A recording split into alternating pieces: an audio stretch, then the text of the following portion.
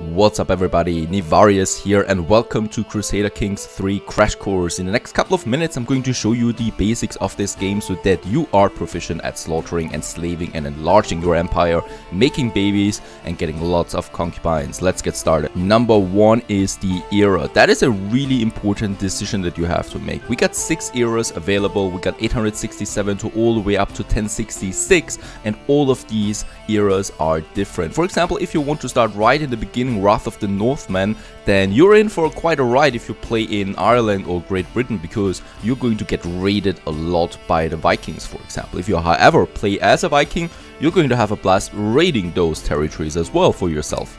There are no big empires yet in Europe, so also there is no big monarch that could, well, screw you over. On the other hand, you cannot play as a big monarch yet. On the other hand, if you play in the more Middle Ages, like the Carolingians for example, then you will see the constitution of the Franco Empire and the Holy Roman Empire, then especially with 1066 as well, where you have the fate of England, where for example Great Britain is forming as well, historically speaking, and so also in the game. Now for choosing one of your characters, you can of course decide one of those predefined characters that you get for each era. For example, we got Duke of the Isles, he's easy. Duke of York, he's easy. Then we get some medium difficulty and some hard difficulty. What do these difficulties mean? Well, it basically means your geological location, so where you are, how you are surrounded by enemies, if you are close to a bigger empire that might have a look at you, or if you have some smaller, weaker enemies around you or neighbors around you. You can choose one of these if you want to. They all have a nice little story attached to them that you can follow them. They all have predefined traits and stuff like that. Or you can just play as any ruler in, for example, 867. If you click on that, then you basically get thrown into the game and you can choose whatever you want to basically. You can just take any little kingdom. You can take the whole East Francia, for example, with everything under your control basically, which is pretty hard, trust me. You get a lot of vassals that are angry at you. You can also just choose a random character scrolling around the map if you want to and just have a bit of fun with whatever the game chooses for you. We got the Vikings over here that are still forming, so they're not a strong force yet. We got Great Britain, which is not great nor British. We got Ireland, which is not a kingdom of Ireland yet. And we want to do something about that. So let's start with Ireland. If you're new to the game, I urge you to play Ireland first, as this is kind of like the tutorial Ireland that you have. It has some interesting story, especially in CK3, and you can just really have lots of smaller little neighbors that you can focus on if you want to. We have the difficulty down here. There is very easy, easy and normal, so there is no hard difficulty basically. Normal is just total chaos. There are so many random things happening all the time, so this is kind of the game how it is intended to play. What we still want to do is the game rules. Now we do get lots of different options, as we can see. One of the most important ones is the Iron Man. The Iron Man up here is by default disabled. The Iron Man basically means if I enable it, first of all, I can now get achievements in the game. On the other hand, that means that I can no longer save the game. Well, manually. You have to automatically save the game all the time, and you can only use one save file. So this makes the game significantly harder. It is also quite useful to just have a look at the interface real quick. So for example, up here we have issues that are happening right now. The game gives you suggestions of what you can do at the moment. For example, we could, I suggest, declare war. We only have few champions, so we are working on that already with our marshal. You can declare wars on 6 enemies right now. And as we can see here, our Eogan, our son, is able to marry. On the upper right corner, we can see our wealth, for example, and what our income is at the moment. We can see how much prestige we have, how much piety we have, and how much renown we are. So this is pretty important for our fame level. We can also see our soldiers, and we can see, and that is very important, our holdings and our domain. We can hold 5 holdings per domain right now. That means we can get up to 5 of these counties that we can hold. Up above that, if we have a 6th one, we would be very efficient with reigning them. Plus my vassals would become very unhappy with me because I'm holding more than I can. So as soon as you reach that cap, you should give counties to your vassals. The level of holding is determined, as we can see here as well, by your stewardship level and the stewardship level of your spouse. Now after all these things, it is also important how my realm is being governed. Let's have a look at the most basic level of our government, and that is the barony. Now the barony is here. As we mouse over, it gets highlighted. It is these small parts within a county, right? So a barony can have a holding, and a barony can also have a baron, right, that you give it to. For example, right now we are the baron in this county. We have 2 baronies, and those 2 baronies are the county.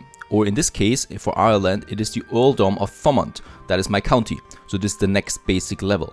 Each of these counties then is going to be combined to a duchy. The duchy is the next higher level, and as we can see, the Earldom of Thomond is part of the Duchy of Munster. The Duchy of Munster, if you click on that, is combined with the Earldom of Thomond, the Earldom of Ormond, and the Earldom of Desmond. So that means that we have another duchy here, we have a duchy here. So if I take another realm here now, another county, I would be able to create the Duchy of Munster. As we can see, what we need for it, we do need 2 de jure counties, and we do need 125 gold. That basically means 2 de jure counties, here we have them. We do need to get either Ormond now or Desmond now, and then we could create the Duchy of Munster. Having the title of Duchy, we would automatically get a claim on all the other counties in that duchy. For example, if we take Ormond now, then we would get a claim on Desmond as well once we have the title, because Desmond belongs to the Duchy of Munster, and if we are the duchy, we have the Duchy of Munster, we do get the claim on Desmond as well.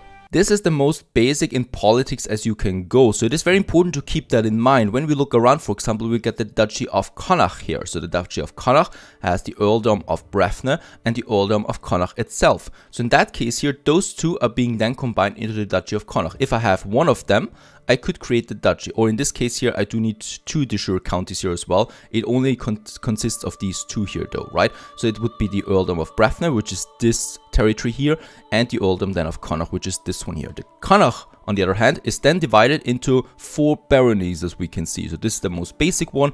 Each of these baronies could have a holding, could have a castle, for example, or a church, or a tribal village. Now, you have created the duchy, for example, of Connacht now, or the Duchy of Munster, as we can see. Now, if we scroll out a bit more, we can see an overview of all the duchies that one continent, for example, in this case, the Ireland, holds. So we have the Duchy of Connacht, the Duchy of Munster, the Duchy of Leinster, the High Chieftain of Meath, and the Duchy of Ulster. These are the duchies, so this is the basic level that we have now, regional. Now, if we can see the jure part of the Kingdom of Ireland, that is the Duchy of Munster. Kingdom of Ireland, if we click on that, consists of the duchies. So the duchies consist of the counties consist of the baronies, and the kingdoms consist of the duchies. In that case, the Kingdom of Ireland has 4 duchies under its control, and the High Chieftain of Meath. And if we want to create now the Kingdom of Ireland, if we want to become the King of Ireland, we would need to have 7 de jure counties, 250 gold, and duchy titles required too. So for the King of Ireland, for us to be able to be it, we do need to have 2 duchies, for the 2 duchy titles, 250 gold, and 7 counties in Ireland. That basically means that I do need to have the Duchy of Munster, the Duchy of Connacht, but that's only, as we can see, 5 counties. So we still need to have 2 other counties then as well, and that basically means I probably will need also the Duchy of Leinster. If I would have those things, I could declare myself as the King of Ireland. And it doesn't even stop there. If we are the King of Ireland, we could also go with the Empire of Britannia. The Empire of Britannia, as we click on that, as we can see, is consisting of Great Britain, of England, Scotland, and Ireland. And as we can see, there we have the kingdoms, and what we would basically need is 73 de jure counties, 500 gold, and the kingdom titles of 2 of those. So we would at least have the Kingdom of Ireland and the Kingdom of Wales, for example, or the Kingdom of Cornwall and England, and 73 counties, that is. So quite a lot, but then we would be the Empire or the Emperor of Britannia. Action is those 3 tabs down here beside my character. The first one is the house overview. So here we can see our dynasty tree as well. So here we can see all of the people that are combining our house, which is this house here, the house of Eoganach, for example. And we are right now the head of the house. Next up, we do have the religion tab down here. Insular Christianity we have right now. This is an organized Christian faith, and what is important about this one here is the 3 tenets that define us. For example, we have the monasticism here. So if we have, for example, the temperature skill, we would get an insular opinion of +10 and a piety of +1 per month. If we are gluttonous, on the other hand, we would get a minus piety of +1 per month. Then, for example, we have the vows of poverty here. So if we are generous, we would get a piety bonus of +2. If we are greedy, this gives us -2 per month then. So every religion is different in this case. Every religion has other things. We could also create our own Christian faith. We could also then define what is important in this in this faith here. So what is important? What is a virtue? What is a sin? And this is pretty cool. So this costs me, for example, a lot of piety, but once I have that piety, if I focus on piety, for example, then I could create my own religion, which is own things. For example, that torture would be a virtue if I want to. Last but not least, we have our cultural tab. Right now we are the Irish culture, your culture, part of the Gaelic group, Irish innovations. Here we can see now all the eras in this game. Right now we are still in the tribal era. For example, with then the next one, 900 AD, we would go into the early medieval with the high medieval starting at 1050 and the late medieval at 1200. Right now we're in the tribal, and here we can also see our achievements so far as a culture. So this is everything that all of my people do combined that also have the Irish culture. And those traits are being then researched kind of with achievements, with learning, with researching. And there we can see what we have. For example, we have the currency. This gives us a permanent effect on development growth. We have the ledger. This gives us a permanent effect on the domain limit that we have up here. And as we can see that the ledger is +1. This is always new generated for each game. So it's always a bit different and turns out another way then. Let's just have a look at the basic interface to get you started orienting yourself. Well, we got, for example, the F keys, F1, F2, F3, F4, F5, very useful because they have the most important features. F1, for example, is your character. So here you have now your character. As we can see, we are unmarried. We see his traits, we see his skills. That is very important, those skills. We see what title he holds at the moment and what title he got a claim on as well. We also see his parents that are dead by now, and we see his children. We have only one boy at the moment. Pressing the F2 key, we're getting our reign screen. That is everything that is connected with the politics of our realm. We can see that we have the Earldom of Thomond at the moment, which is a tribal country. What that means we're going to look at as well. We have to look at our tribal authority. This basically means how much you can do in your realm and with your vassals. For example, you could imprison then your vassals the higher this goes. You can also unlock new things, and you can also evolve to feudal stuff and that later. So it's very important to keep that high or getting higher on this as well. Now the domain, as we can see here, is what we got in our realm. At the moment we only have one county, and in this case here, as we can see, it gives us 1.3 in taxes and it gives us 285 in levies. That's our military force. Pressing the F3 key, we're getting our military power or our military overview. As we can see, once again, we can see our levies. New in Crusader Kings III is the champions.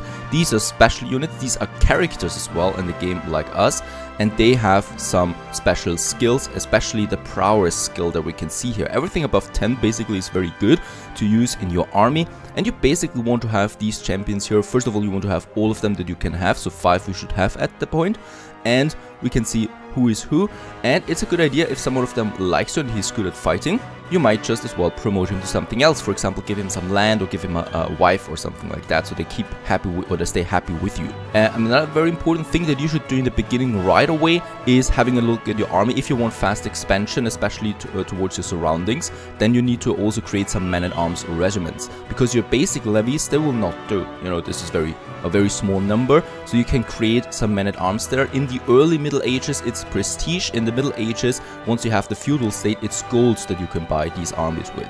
Right now we have 600 prestige. That means we could actually get quite a lot of these armies here. Clicking on one of them, I get a light footman, but I'm not getting the full 100 footmen yet. It needs to grow, so it takes approximately half a year for this one here to be fully loaded, right? So what I would do, what I would advise to do, is that you get 2 of these men-at-arms early on, let them grow, so that you have a decent sized army for protection and also for attacking your enemy. Now with the F4 key, we're going with one of the most important screens in this game, that is the council. The council is extremely important, as there is kind of like your direct actions that you can have permanently in your realm. For example, we got the bishop. It is very important to stay on good terms with the bishop, because this will give you the endorses screen. So this is the thumbs up, and if he endorses you, he gives you bonus taxes and bonus levies that you have in your realm. So very important that he likes you. If he doesn't like you, the bishop, for example, you could sway him. That is a scheme, or you can send him a gift, which would result in you paying a little amount of money. And right now in the beginning, this is not advised, because this is just way too much money. What we can also see is that we do have here different skills, so all of them have different skills. Everything above 10 is basically average, and 20 would be awesome. Now we can see that our Chancellor, for example, is very weak. He's for the diplomacy. We could exchange him with someone else. So as we can see, we can then rank our others in the court that we have, and those guys here are wanderers. Now wanderers are coming to your court from time to time, and they stay for a certain period of time, and you can recruit them while they do so. For example, if he's got a good skill, we could recruit him. Right now he's good at a martial skill, and this one is good at stewardship, but we do have decent guys here, so I'm not going to recruit any of these. But anyway, he's bad. He is though pretty old, so might die as well. If you exchange them though, you lose a lot of opinion with them, so keep that in mind. Now, what is your chancellor doing? Your chancellor basically is doing your foreign affairs and your domestic affairs in the beginning. That means that basically foreign affairs, he keeps the opinions of your neighbors up for you. So permanent opinion boost on your neighbors, which is very important in the early game, so not everybody declares war on you right away. On the other hand, we get the domestic affairs, which is getting more important the more vassals you're going to have, because then this guy is increasing the opinion of your vassals. So for example, if you got now the whole south of Ireland under your control, you definitely would like to go with domestic affairs at some point, because you will have 2 or 3 vassals according to your realm holdings, and in this case you want to keep their opinions up. Next is the steward. The steward can either collect taxes for you, which is advised in the beginning because this gives you a nice bonus to your income. It can also give you a development in county. This is pretty important, especially when you start building in your county. So especially if you build stuff, then build new villages and stuff like that. The marshal is basically organizing the levies. So if you click on this, you get a higher levy size out of your army. So your army is a bit bigger when you raise them. You could also train the commanders. This is a very useful skill, especially if you don't have enough commanders anymore. So for example, at the moment, we only have 4 out of 5 champions. So I want to get new champions. So it would be advised right now to train the commanders, while also my men-at-arms are still going up, you know, so I'm not going to raise my army yet.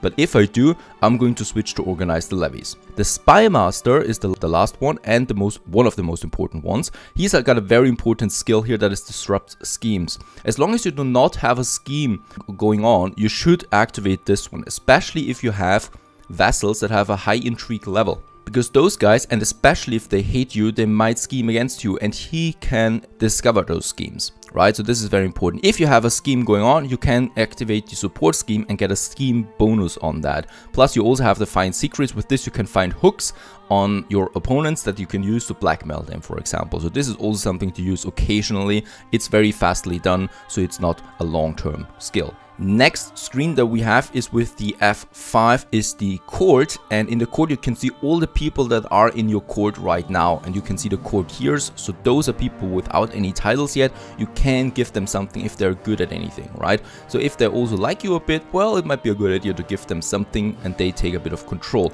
It is also important to note that you can also see your vassals in the screen, and the more powerful your vassals is, the more likely it is for them to dislike you. So you should always keep them happy with giving them gifts and titles and actions. Another very important thing is the court physician that we have up here. Now things are going to happen to your council in the course of the game, and to you as well, and whenever that happens you need a court physician, a medicine, a doctor that helps you with stuff. If you click on this, you don't get any physician right now, you have to search for them. Now another easier way and quicker way is to open the F4, the council again, and for example the bishop, which is the learning skill, you can also give him the appoint as court physician skill, right? So then he would be the appoint as court physician. A very good thing here is that he gains opinion of you. You want to keep this high, and now endorses us, and that is very good. And we also have a court physician, so we do have 2 things with 1 action. F6 is the intrigue screen. Right now we don't have any intrigues, so there is nothing that happens. We can also see the hooks and secrets that we have of our opponents. For example, we have a hook right now on our son, but nothing else is going on here right now. F7 at last opens the factions. The faction, we have no factions yet. The bigger your realm gets, someone will always displeased with you, and they will start a faction. For example, the farmers might start a faction, and they could then raise and protest against you, or they might scheme against you. So if you have a big and strong faction, then you might just go with your spy master, discovering the secrets. Beside the F keys that we've just seen now, we can also access those windows here on the right bar. As we can see, we get all of these screens here as well. if you want to click on them and rather prefer this method. Speaking of which, we still have the last one, the decisions, and here you can have some special actions that you can do with your character. For example, you can invite champions, you can take a vow of poverty, you can go on a pilgrimage. Invite champions basically gives you new people in your court. It is a high cost though, so it costs 150 prestige, so I would not do that in the beginning. You can also say I take a vow of this gives you a bit of stress in this case here because we are ambitious, so always look out for the traits.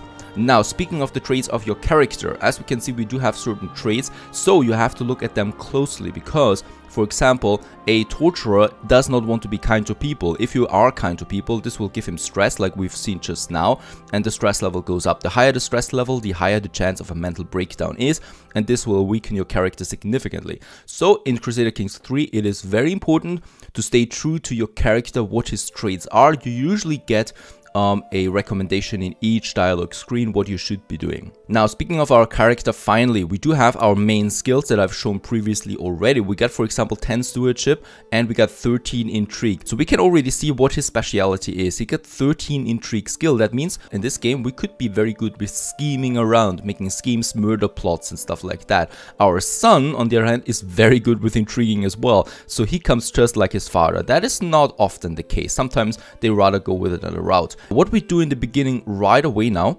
is we want to find spouses. This is the first step basically that you do in this game. We want to find us some spouse. He's pretty old, so in that case, for him, I still want to find a wife. Why do I want to do that? Because a wife always helps you managing the realm. When we open up again our council, we can see here one last thing, and that is the spouse. And the spouse should always be filled. It's very easy to fill it in a way, and she's helping you with the skills she's got to manage your realm. For example, I would like to have my spouse to help me fighting wars, so then she should have a good martial skill. I would like to have more tax income, then I should look out for more stewardship. Look at those traits what these spouses have. You can also look for alliance power, so if you want to go with an alliance of someone around you, you can marry someone of them and get an alliance out of it. Allies are very helpful as they increase your military force and also they help you in battles. Now it's finally time to find us a decent wife. I'm going with this gal here. She's got some good martial skills, and since we want to have some fighting as well, I'm going to send the proposal.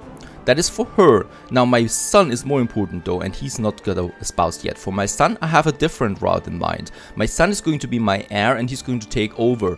We are in the early Middle Ages. Prestige is extremely important, so I'm going to find me a gal that gives me lots of prestige. For example, Bertha here would give me 400 prestige since she's the courtier of Count Eudes and she is in Anjou. This will also give me an alliance with the House of Anjou, which is in France and is a very powerful house. So in this case, she's got not the best stats, but she's got 400 prestige for me.